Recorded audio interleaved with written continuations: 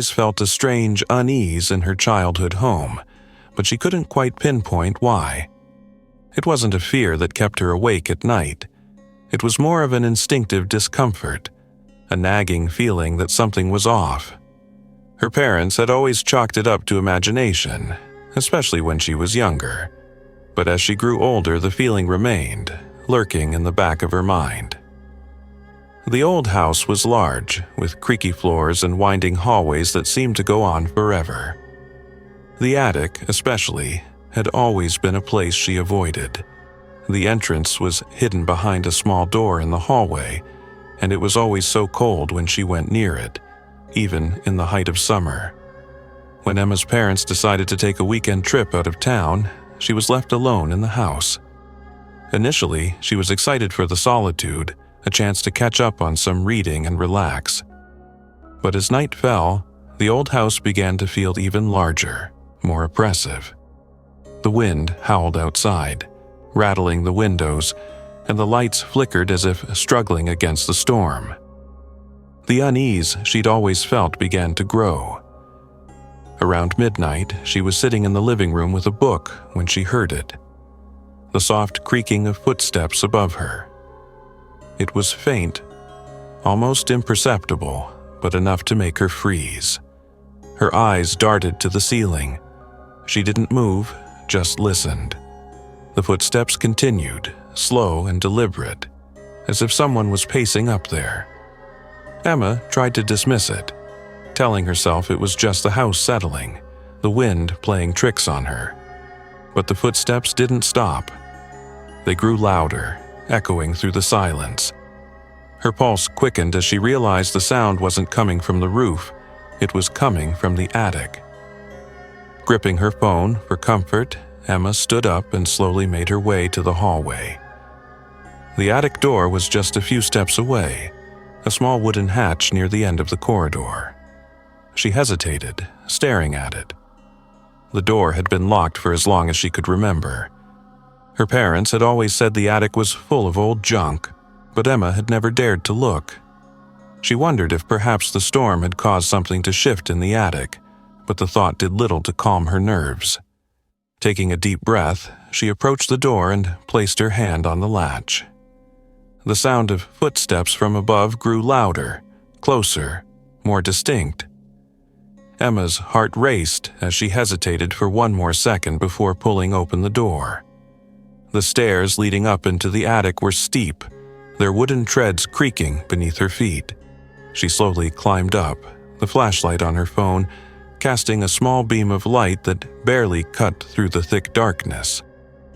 As she reached the top, her breath caught in her throat. The attic was full of old furniture, dusty boxes, and forgotten memories. But it wasn't the mess that caught her attention, it was the presence. A large, old-fashioned sleeping bag lay in the center of the room, surrounded by empty food wrappers. A notebook, open to a page with frantic scribbles, sat on a nearby crate. Emma's stomach churned as she bent closer to examine it. The page was filled with one word, Emma, written over and over again, each time more jagged, more desperate. Suddenly, she heard the footsteps again, this time directly behind her. She spun around, her flashlight beam landing on a figure standing in the shadows at the far end of the attic. The figure was tall, thin, and impossibly still. For a moment, Emma couldn't even breathe. The air seemed to thicken, pressing against her chest. She could barely make out its features, but its presence was undeniable. It was like something, or someone, was watching her, studying her. Before she could react, the figure moved. It was quick, unnaturally fast, gliding toward her in a way that made her skin crawl. Emma stumbled backward, falling against a stack of boxes, her heart pounding in her chest. She scrambled to her feet, not daring to take her eyes off the figure. It didn't speak, didn't make a sound. It just advanced toward her, its shadow growing longer in the dim light. In a panic, Emma turned and bolted toward the stairs, nearly tripping as she descended into the hallway. She slammed the attic door shut behind her, breathing heavily, her hands shaking. The footsteps had stopped. Everything was silent again. She locked herself in her room, unable to sleep the rest of the night. The next morning, when her parents returned, she didn't tell them what had happened. They would never believe her, she knew. But when she went to check the attic again, the sleeping bag and the notebook were gone. There were no signs of anyone ever being there. But the feeling that someone had been watching her, that someone had been lurking in the shadows, never left. Emma never went near the attic again, and she moved out the moment she could, leaving behind the house, the creaky floors, and the memories of the figure that watched her in the dark. The house was sold a few years later, but Emma would always wonder who had been in the attic, and why had they been so intent on watching her. Paul had always enjoyed the quiet, solitary nights in his rural home. It was the kind of place where the only sounds were the wind rustling through the trees and the occasional hoot of an owl in the distance. The house was tucked away from the busy streets, with no close neighbors. On most nights, it was just him and his thoughts, and he found peace in the solitude. But one evening, that peace was shattered. It started around 11:30 p.m. Paul had just settled on the couch with a cup of tea after a long day. The rain had started to fall, soft taps against the window, and the distant rumble of thunder seemed far enough to not cause any concern. Then he heard it. A knock on his front door. 3 sharp raps. Paul frowned and stood up, puzzled. No one ever came by this late, especially in a neighborhood where the nearest house was miles away. He walked over to the door and peered through the peephole, expecting to see one of the neighbors or perhaps someone in need of help. What he saw, though, made his heart skip a beat. A woman stood on his doorstep, drenched from the rain. Her long, dark hair hung in wet strands around her face, and her clothes were clinging to her thin frame. She was standing unnaturally still, staring down at the ground. "Hello?" Paul called through the door, his voice uneasy. "Can I help you?" The woman didn't respond. She simply stood there, her head tilted slightly downward, her hair obscuring her face. Paul felt a wave of unease wash over him. He knocked on the door frame, trying to get her attention, but she didn't budge. "Are you okay?" he asked again, his hand on the doorknob. Still no response. Paul's instincts screamed at him to leave it alone, but he couldn't help himself. He was just about to open the door when the woman finally lifted her head, revealing her pale, gaunt face. Her eyes were wide, unblinking, and her mouth hung slightly open as if in a trance. For a moment, Paul froze. The intensity of her stare was unsettling. "What do you want?" he asked, his voice shaky. But before she could respond, she started to speak, her voice barely above a whisper. "I'm lost," she muttered, her voice hollow, as if she hadn't spoken in ages. Paul's instincts told him something wasn't right, but before he could react, the woman raised her hand toward the doorknob, as if to open it herself. Panic surged through him. Without thinking, he slammed the door shut and locked it. He backed away, breathing heavily, as a feeling of dread settled in his gut. The woman on the other side didn't make a sound. Paul stood in the dim light of the hallway, staring at the door. Then the knocking started again, this time more frantic, more urgent. Knock, knock, knock. The sound was followed by a soft, almost imperceptible scratching, like nails scraping against the wood. Paul's heart raced as he pressed himself against the wall, trying to keep as quiet as possible. The knocking continued for what felt like hours, each knock more desperate than the last. Then, just as suddenly as it had begun, everything stopped. The house was silent again, the rain still pattering against the windows. Paul dared to take a breath. He slowly moved toward the door, peering through the peephole once more. the woman was gone. There was no sign of her anywhere on the porch or in the yard.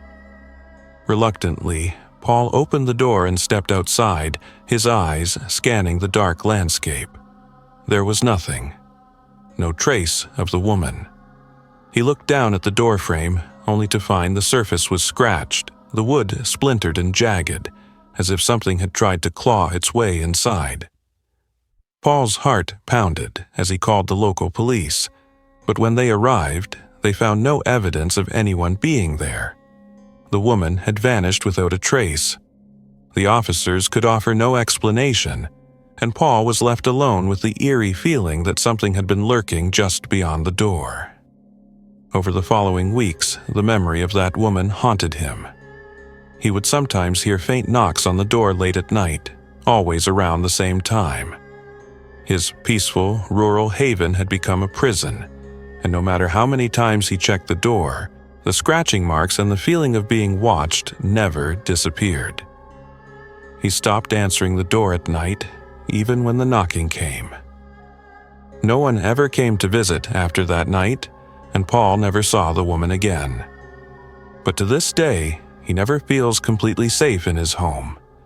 The midnight knocks still echo in his mind, a reminder that sometimes the silence of the night is the most terrifying sound of all.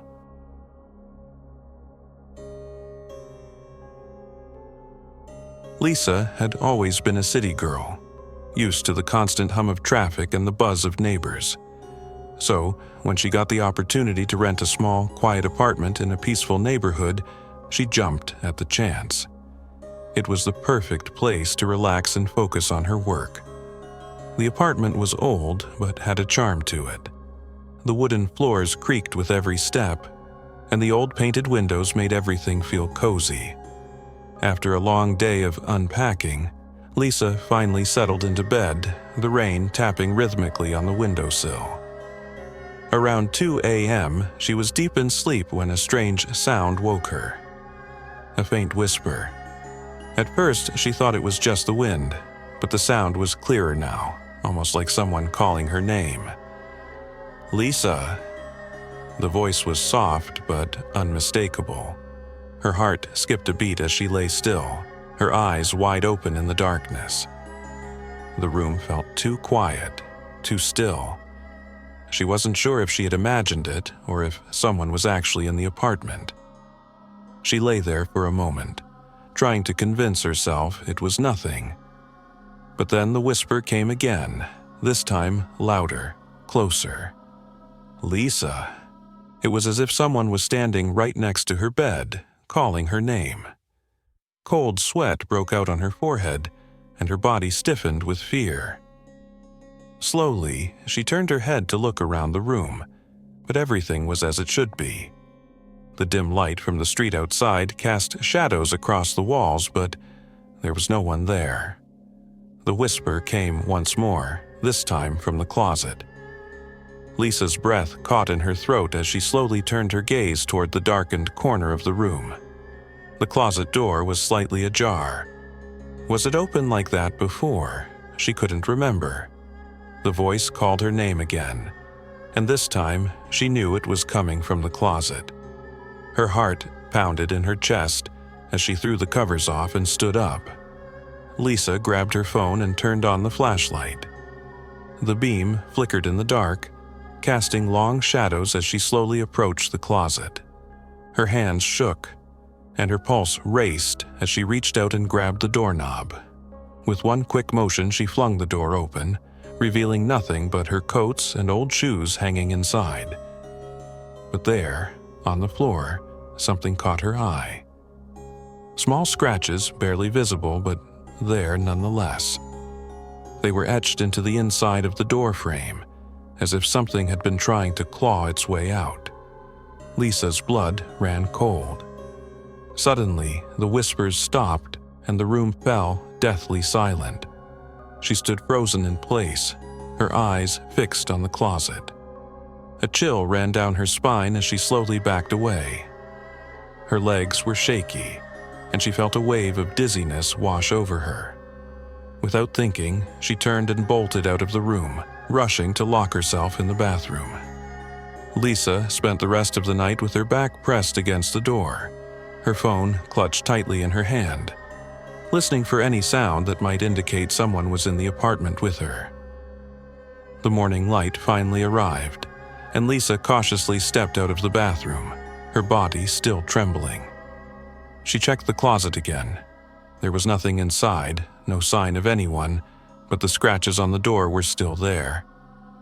In the coming days, she learned that the previous tenant had moved out suddenly, leaving behind most of their things. Lisa asked the landlord about it, but he seemed evasive. A few weeks later, she overheard a conversation between two neighbors talking about a strange occurrence in the apartment just before Lisa had moved in. They mentioned that the last tenant had claimed to hear voices at night, whispers that seemed to come from the walls in the closet. Lisa never stayed in the apartment alone again.